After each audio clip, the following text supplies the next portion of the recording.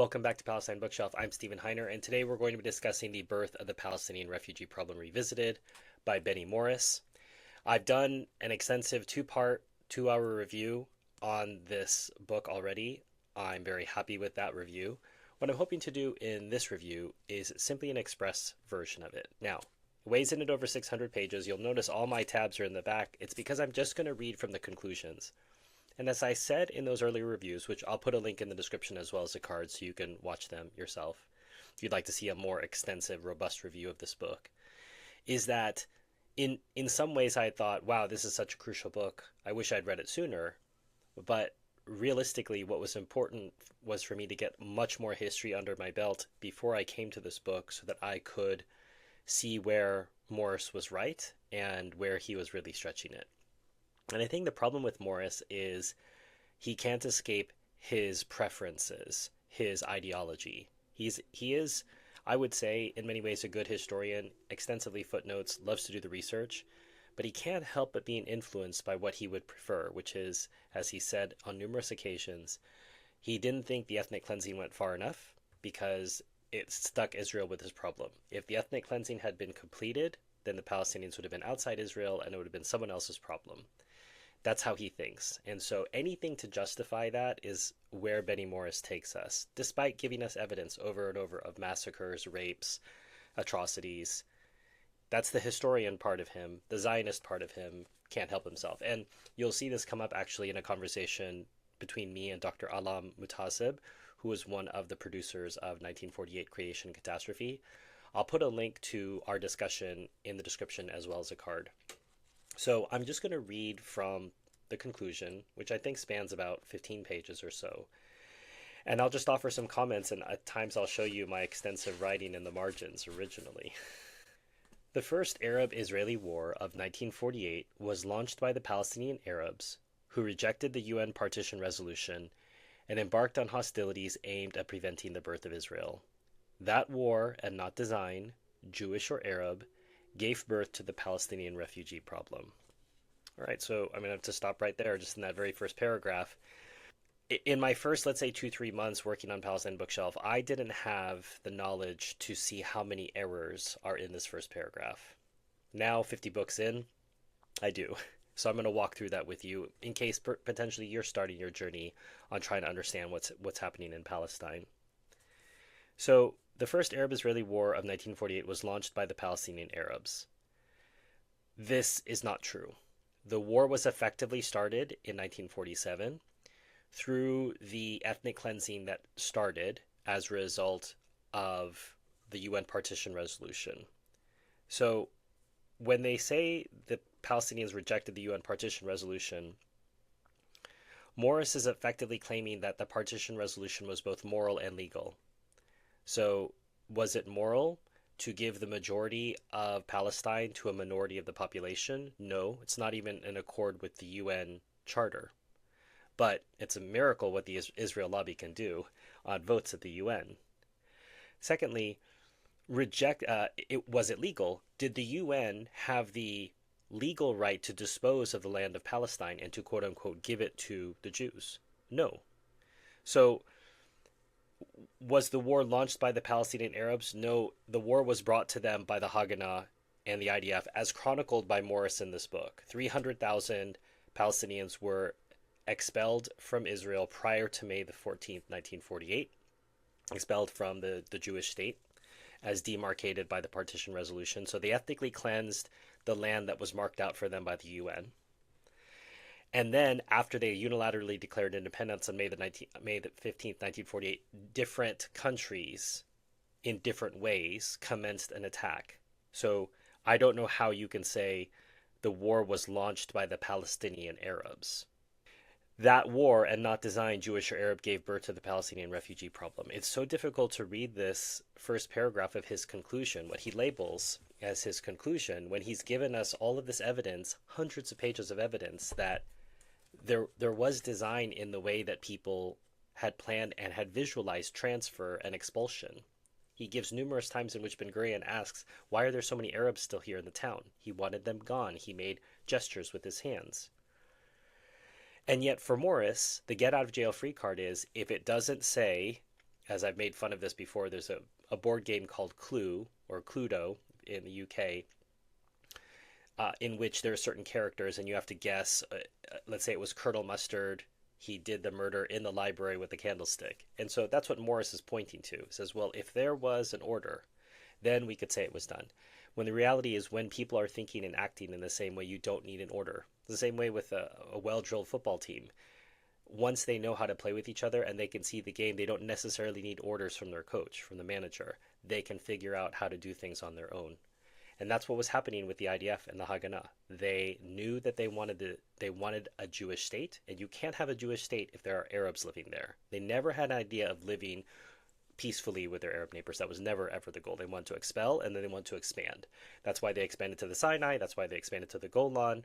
That's why they expanded to Sheba Farms. That's why they took the West Bank.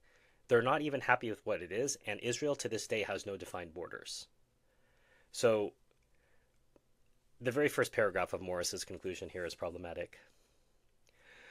But the displacement of Arabs from Palestine, or from the areas of Palestine that would become the Jewish state, was inherent in Zionist ideology, and in microcosm in Zionist praxis from the start of the enterprise. So it gives me a bit of a headache, because here he contradicts what he just said. Right? There's no design. It was because of a war that the Palestinians started. And then he leads with a but.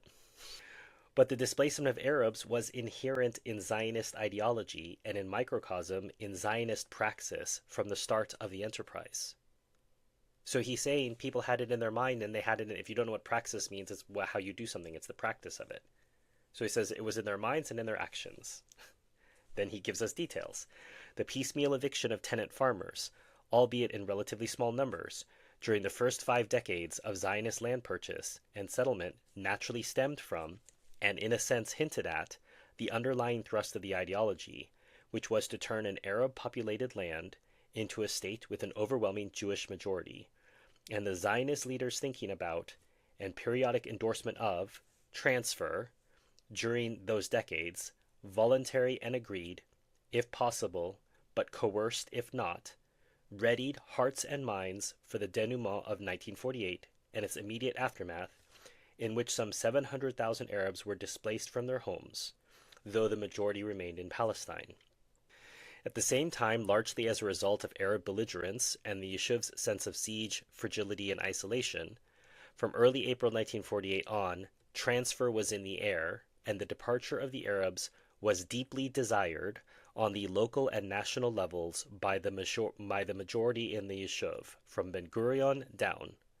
And while this general will was never translated into systematic policy, a large number of Arabs were expelled, the frequency of expulsions and the expulsive resolve of the troops increasing following the pan-Arab invasion of mid-May 1948 that threatened the Yeshuv with extinction.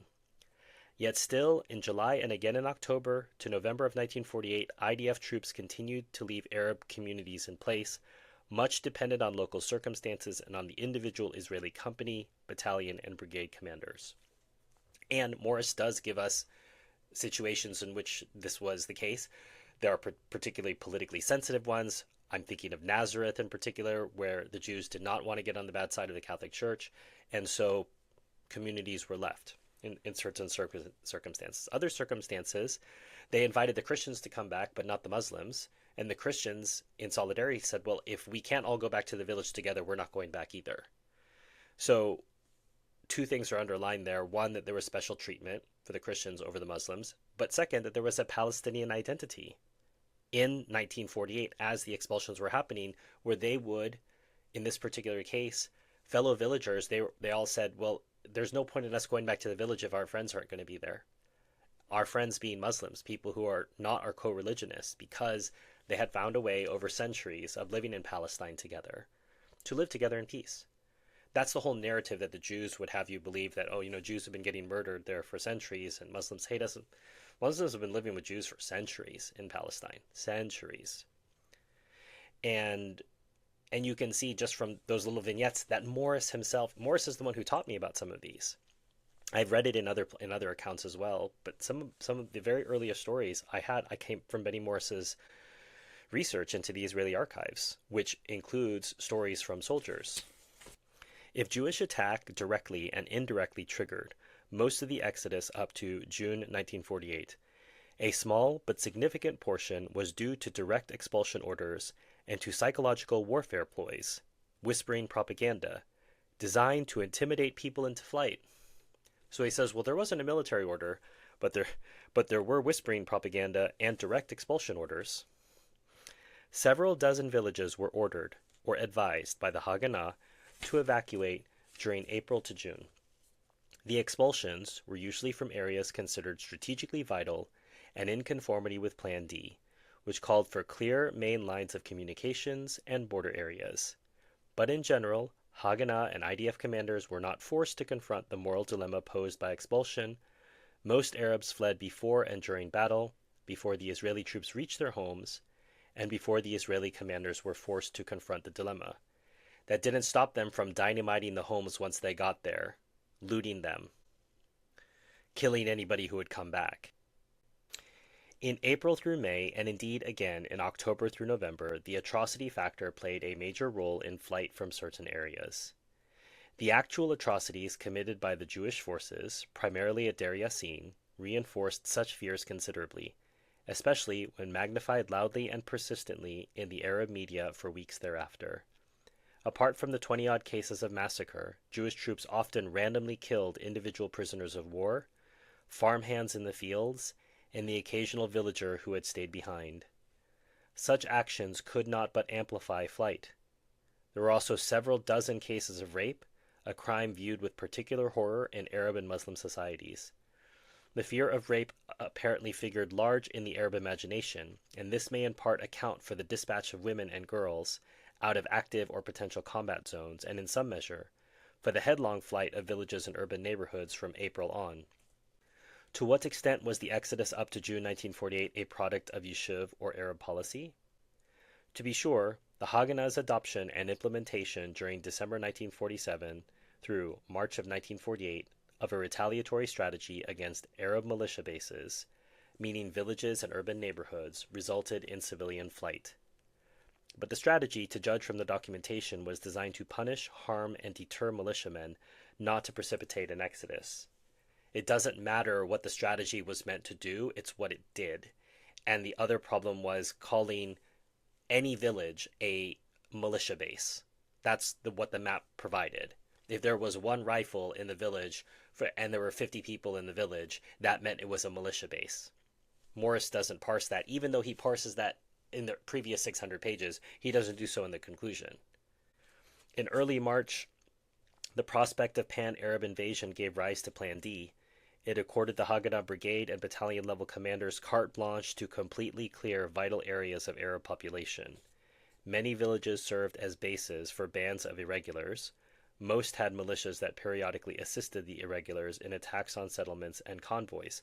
It may have been the case that some villages served as bases and they helped irregulars, but that did not give you the ability to kill civilians and bomb out all of the town.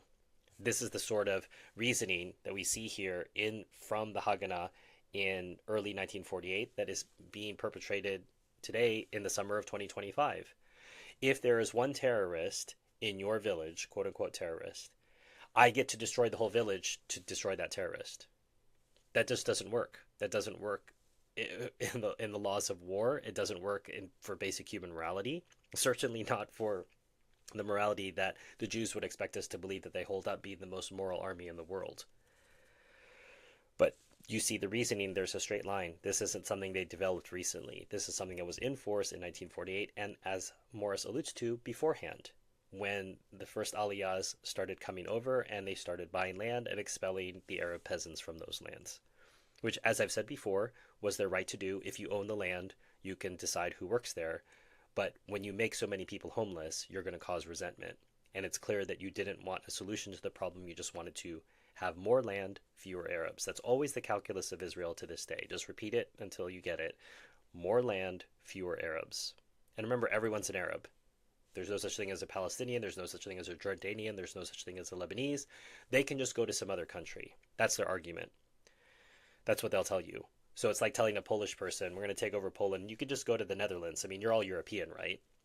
That's the Israeli argument when they say the the Palestinians can just leave. And when you reframe it in a way that Westerners can understand, you realize how absurd it is. And I can't ever expect a Zionist to realize how absurd it is because they're entitled to everything and they can never do anything wrong. During April through May, Haganah units, usually under orders from HGS, carried out elements of Plan D, each unit interpreting and implementing the plan as it saw fit in light of local circumstances. The Haganah offensive were in large measure responses to Arab attacks. In general, the Jewish commanders preferred to completely clear the vital roads and border areas of Arab communities: Alon in eastern Galilee, Carmel around Haifa and in western Galilee, Avidan in the south. Most villagers fled before or during the fighting. Those who stayed put were almost invariably expelled or murdered or raped. But why would they not flee? Morris, I don't think he should say that this is his concluding chapter. He should point out they fled because they were unarmed. They had no military training. They're not going to confront a professional army. That makes no sense. No one would do that. If you're enjoying this content so far, please consider hitting like, subscribe. It's a free way you can support this channel and get this information out to people who might be interested in learning more about 1948 from a Zionist Israeli historian. Again, there was no cabinet or IDF general staff level decision to expel. Indeed, the July fighting, the 10 days, the third stage of the Exodus, was preceded by an explicit IDF general staff order to all units and corps to refrain from destruction of villages and expulsions without prior authorization by the defense minister. The order was issued as a result of the cumulative political pressure during the summer by various soft-line ministers on Ben Gurion, and perhaps was never intended to be taken too seriously. In any event, it was largely ignored. And I wrote in the margin, nor was there any punishment if anyone did disregard this order or did expel. I wrote the most in this because I really disagree with a lot of what he had to say here. But the overarching operational orders for Operations Dekel, Dani, Yoav, and Hiram, the main July through November offensives that resulted in Arab displacement, did not include expulsory clauses. However, from July onwards, there was a growing readiness in the IDF units to expel. So I'm going to read those two sentences, and this is perfect Betty Morris here. The main offensives that resulted in Arab displacement did not include expulsory clauses, the operational orders. However, from July onwards, there was a growing readiness in the IDF units to expel. If you want to do something, you don't need orders to do it, and has been proven already, and he proves in the book, when orders were disregarded, they were not punished. There's even a scene in which a colonel is upset to find out that the Palestinians were right and they had been robbed and looted, and he takes his IDF soldiers out and he yells at them and he says, "You're going to put all the belongings here and we're just going to light it on fire and we're going to forget about it." But he was ashamed of his soldiers, but he couldn't admit it to the Palestinians that they were right. So he just had them burn all the loot. So there's no punishment for doing what's wrong. And if they're going to put a paper excuse, well, we put an order that said that, not to do this, and then they did it anyway. This is typical.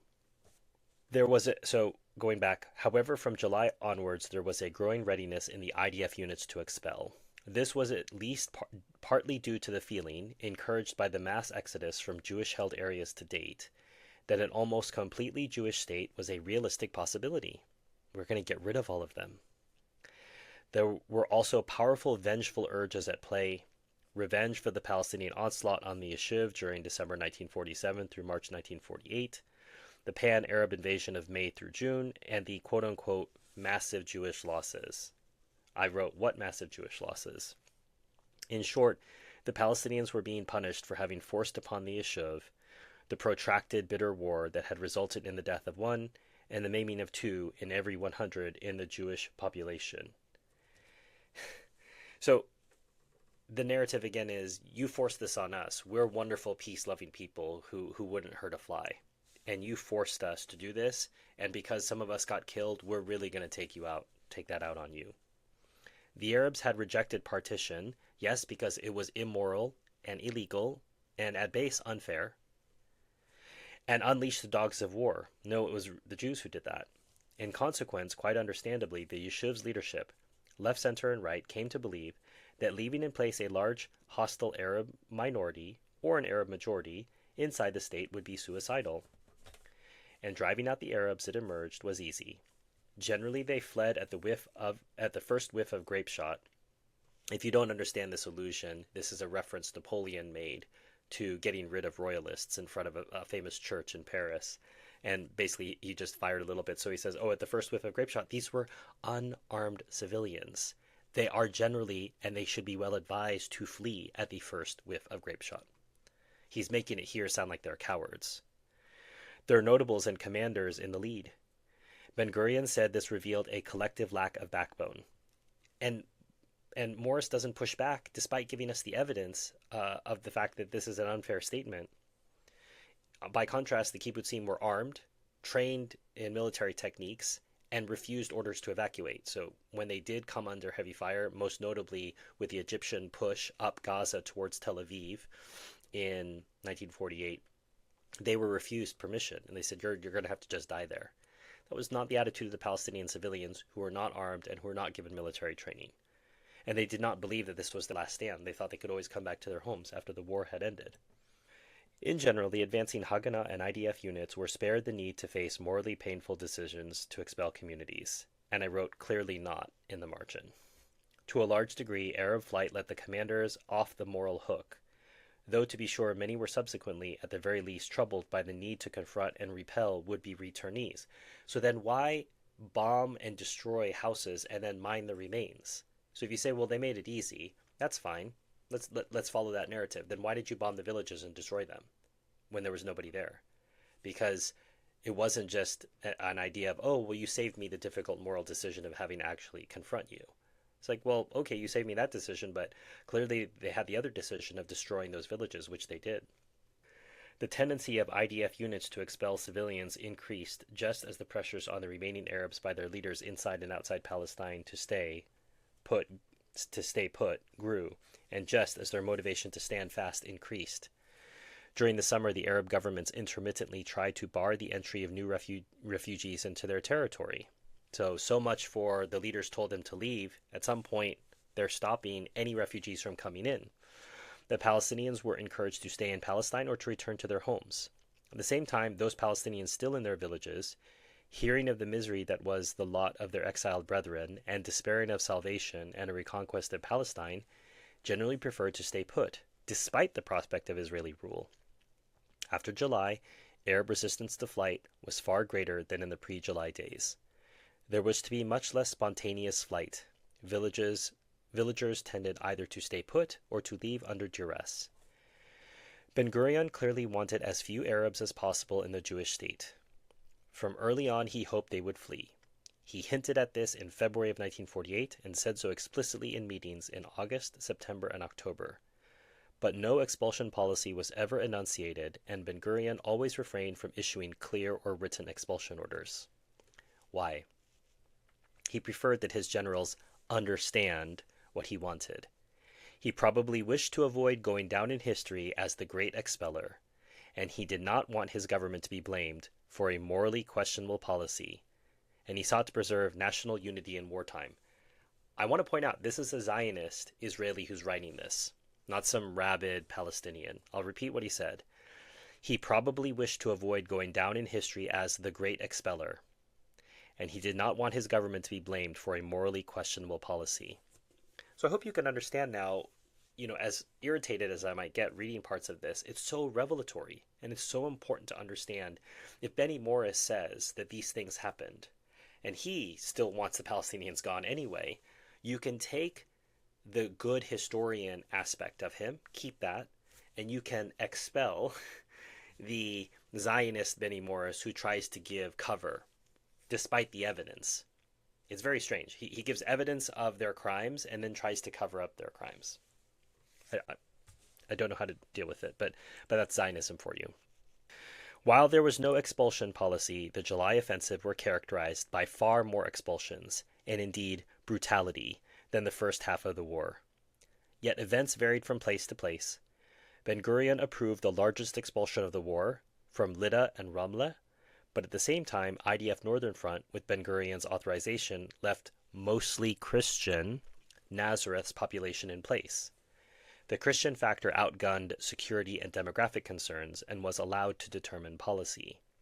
And in the center of the country, 3 Arab villages, sitting astride vital axes, Fureris, Jisr az-Zarqa, and Abu Ghosh, were allowed to stay for economic and sentimental reasons. So, Birth of the Palestine Refugee Problem Revisited. If you'd like to buy a copy for yourself, it's probably one of the most important books that you can read about 1948. It's crucial reading. Any Palestine scholar, anyone who's done any serious work, has read this book. I've come to learn that. It's frequently cited and is frequently referenced by people from all over. So when you think about books to build your own Palestine bookshelf, this is one of the ones that I would say would have to be on it, alongside, for example, Tom Segev's One Palestine Complete. And if you want a military history of 1948, there's Benny Morris's 1948 book. I'll put a link in the description as well as a card. Those two have to be read in tandem. So if this gives you a sense of the larger operational picture, what was going on at the civilian level as well, 1948 is a military history book. So he's talking about weapons, he talks about battles. So those two need to be read together. If you don't understand 1948 and you don't know it intimately, you are not really going to understand how we got to 1967. If you don't understand what happened in 1967, you can't get to the First Intifada. If you don't understand the First Intifada, you don't get to Oslo. If you don't get to Oslo, etc. But what I'm trying to say is your base is 1948. Obviously, I want you to go back further. I want you to go back to the Balfour Declaration. But at base, 1948 is one of the most important parts of Palestine Bookshelf, the project that we're building here, but it should be part of your Palestine studies as well. So I know it's long. It's 600 pages. I know it's difficult for some people to pay attention for that long amount of time, but I promise you it'll be worth the investment. So get yourself a copy. If you are not buying a book using the link in the description, you can support the channel for free by hitting like or subscribe, sharing this with people who might be interested. If you want to thank me for my presentation, there's links to PayPal and Buy Me a Coffee below. If you'd like to work with me on an ongoing basis, there's Patreon and YouTube membership. You'll get early access to videos like this one. You'll get to chat with me behind the scenes. And you'll also get a chance to watch videos that I only upload for my patrons and my members, not to the general public. If you'd like to nominate a book for the future, my Amazon wish list is below. And when you go there, you'll see books of all kinds of categories. Obviously for Palestine Bookshelf, that's here. We also see other books that are unrelated to Palestine. That's probably for my Stephen Heiner main channel. Feel free to mosey on over and take a look at that channel. But if you buy a copy and send it to me, you're effectively sponsoring the video, and I'll do my best to read and review the book in a timely manner if you do choose to send that to me. As we work towards monetization, which we're hoping to achieve this summer, you'll see the cause that we're hoping to do that for, which is the Palestine Children's Relief Fund. They're a charity that helps Palestinian children get medical care who could not otherwise get it. Once this channel gets monetized, which you can help with by watching as many videos on the channel as you can, that drives up the hours that are watched, and that helps us click over towards monetization. We're going to donate 100% of the profits from that monetization to the PCRF. So please go check out their website, take a look at them, try to support them directly if you can, or support them indirectly by supporting our work here. Until next time, enjoy your reading.